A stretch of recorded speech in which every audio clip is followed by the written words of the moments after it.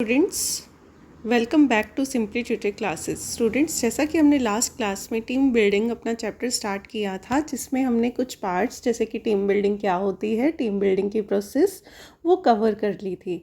आज की क्लास में हम पढ़ेंगे टीम बिल्डिंग।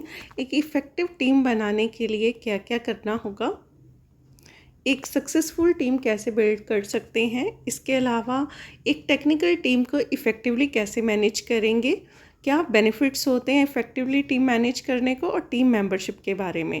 तो चलिए एक एक करके टॉपिक को कवर करते हैं। सबसे पहले, how can I build a successful team. I मतलब लीडर। एक लीडर एक सक्सेसफुल टीम कैसे बना सकता है। सबसे पहले मिशन क्लियर होना चाहिए ऑर्गेनाइजेशन का। फिर उसके बाद टीम के अंदर जितने भी मेंबर्स हैं उन सबका गोल भी क्लियर होना चाहिए। हर किसी के रोल्स क्या हैं, रिस्पॉन्सिबिलिटीज़ क्या हैं, हर किसी को बताना है कि आपका ये काम है और आपके पास इस काम को करने की ये अथॉरिटी है। सब कुछ आपको देना होगा, डिसीज़न मेकिंग पावर देनी होगी। और उसके अलावा एक इफ़ेक्टिव ग्रुप प्रोसेस का होना भी ज़रूरी है। काम को properly allocation, distribution, properly reporting, हर चीज़ ज़रूरी है। ठीक है, तो ये कुछ पॉइंट्स हैं जो ध्यान में रखने हैं एक टीम को अच्छे से मैनेज करने के लिए। उसके बाद हम बढ़ेंगे नेक्स्ट स्लाइड पर कि एक टेक्निकल टीम को इफ़ेक्टिवली कैसे मैनेज कर सकते हैं।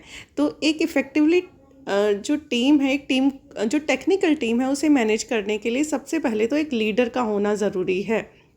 फिर उसके बाद कम्युनिकेशन बहुत ज़रूरी है। लीडर को प्रॉपर्ली कम्युनिकेट करना होगा अपने मेंबर्स को कि किस मेंबर को क्या काम करना है, कैसे करना है। फिर उसके बाद राइट पर्सन को प्रमोट करना भी ज़रूरी है, क्योंकि अगर आप राइट पर्सन को प्रमोट नहीं करोगे तो वो डिमोरलाइज हो जाएगा और वो फिर से काम करने का इनिशिएटिव नहीं लेगा। उसके बाद आपको कस्टमर फीडबैक मेंबर्स के साथ भी शेयर करना है। हर किसी मेंबर को उसका फीडबैक देना है। उसके बाद आपको प्रॉपर लर्निंग और ग्रोथ अपॉर्चुनिटीज़ प्रोवाइड करनी है अपने टीम मेंबर्स को थ्रू ट्रेनिंग एंड डेवलपमेंट। उसके बाद बेटर रिलेशनशिप बिल्ड करना है अपने मेंबर्स के साथ। हर किसी मेंबर को रिस्पेक्ट देनी है, ये नहीं सोचना कि वो मेंबर क्या है, उसकी पोजीशन क्या है। और उसके साथ साथ प्रॉपर रिवॉर्ड सिस्टम होना चाहिए। एक रिवॉर्ड सिस्टम जो टारगेट अचीव कर ले उसे इंसेंटिव्स के थ्रू आप रिवॉर्ड दे सकते हैं। उसके बाद set goals note process set करने का काम उन्हें दे दीजिए, आप सिर्फ गोल सेट कर दीजिए। और लास्ट में अपनी एक्सपेक्टेशंस आपको क्लियर रखनी है टीम मेंबर्स के सामने कि आप क्या एक्सपेक्ट कर रहे हो टीम मेंबर्स से। अब बढ़ेंगे हम अपना कि टीम को अच्छे से मैनेज कर तो लिया, उसका बेनिफिट क्या होगा। देख लिए, अगर आप टीम को इफ़ेक्टिवली मैनेज करते हैं तो उससे क्या क्या फ़ायदा होगा। तो यहाँ पर ट्रस्ट बिल्ड होगा between the members and among the members. Leader और मेंबर्स के बीच में भी और मेंबर्स के आपसी रिलेशन भी अच्छे बिल्ड होंगे। और रिलेशन अच्छे बिल्ड होने से क्वालिटेटिव इंफॉर्मेशन शेयर होगी मेंबर्स में और लीडर टू मेंबर्स के बीच भी। जो क्वालिटेटिव इंफॉर्मेशन होगी तो डिसीज़न भी क्या होंगे, इफ़ेक्टिव डिसीज़न लिए जाएंगे ऑर्गेनाइजेशन के लिए। तो यहाँ पर क्या आ जाएगा, इफ़ेक्टिव डिसीजंस का लेना। ठीक है, फिर उसके बाद आएगा मोर इफ़ेक्टिव प्रोजेक्ट कंट्रोल सिस्टम। जब सब कुछ क्वालिटेटिव है, बेटर बढ़िया तरीके से डिसीज़न लिए जा रहे हैं, तो जो सिस्टम है मतलब प्रोजेक्ट कंट्रोल सिस्टम वो भी और इफ़ेक्टिव हो जाएगा और टीम अच्छे तरीके से डेवलप होगी। प्रॉपर एक फीडबैक मैकेनिज़्म होगा और हर किसी टीम मेंबर की परफॉर्मेंस को मेज़र किया जा सकेगा। पढ़ते हैं नेक्स्ट स्लाइड की साइड। टीम मेंबरशिप क्या होता है, क्योंकि कोई भी नया पर्सन टीम में एंटर करता है, टीम का हिस्सा बनता है, तो उसे हम बोल सकते हैं team membership.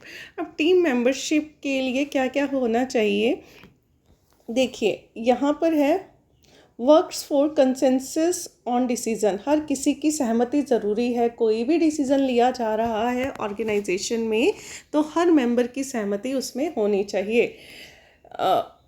Share openly and authentically with others अपनी personal feelings, opinions, thoughts, perceptions, problems and condition, हर चीज़ को ओपनली एक दूसरे के साथ शेयरिंग का सिस्टम भी होना चाहिए।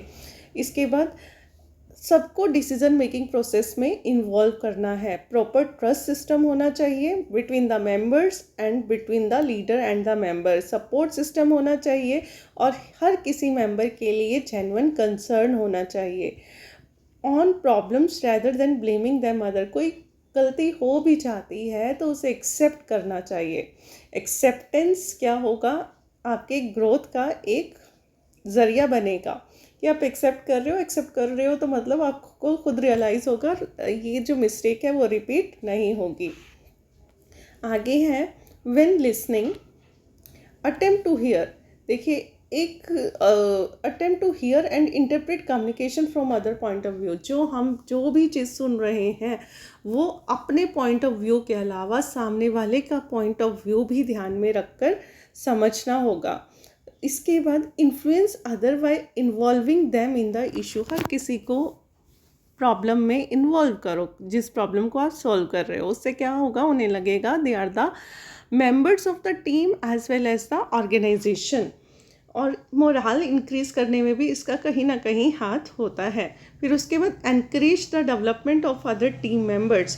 सबको एनकरेज करना है और जो भी टीम मेंबर अच्छा काम कर रहा है उसको भी एनकरेज करना है, उसके डेवलपमेंट में हेल्प करनी है। उसके बाद respect and tolerant individual differences. अब देखिए 4 लोग काम कर रहे हैं टीम में, 4 लोगों का अलग कल्चर, अलग बातचीत करने का तरीका, अलग उठने बैठने का तरीका हो सकता है। तो ये जो हर एक के इंडिविजुअल डिफरेंसेस हैं उनको भी रिस्पेक्ट करना है। कॉन्फ्लिक्ट्स को एक्नॉलेज करना है और उन पर अच्छे से काम करना है। नए नए आइडियाज़ और सजेशंस को कंसीडर कर कर चलना है। फीडबैक, अपने बारे में भी टाइम टू टाइम फीडबैक लेना है मेंबर से। Understand and is committed to team objective. मतलब मेंबर बनने के लिए क्या ज़रूरी हो जाएगा, टीम मेंबर्स को समझना और टीम के लिए कमिटेड रहना। Does not engage in win loss activity with other team members. आपका जो कंपटीशन है वो दूसरों के साथ नहीं रहेगा, आपका खुद के साथ। आप किसके लिए लड़ोगे, अपनी टीम के लिए। जो काम करोगे अपनी टीम के लिए काम करोगे, ठीक है। उसके बाद has skills in understanding what is going on this group. मतलब ऐसी आपके अंदर ये स्किल भी होनी चाहिए ताकि समझ सको कि टीम में एग्जैक्टली हो क्या रहा है, क्या प्रॉब्लम्स आ रहे हैं, क्या इश्यूज आ रहे हैं, ट्रस्ट में कोई कमी तो नहीं है, रिलेशनशिप बेटर तरीके से बिल्ड हो रही है।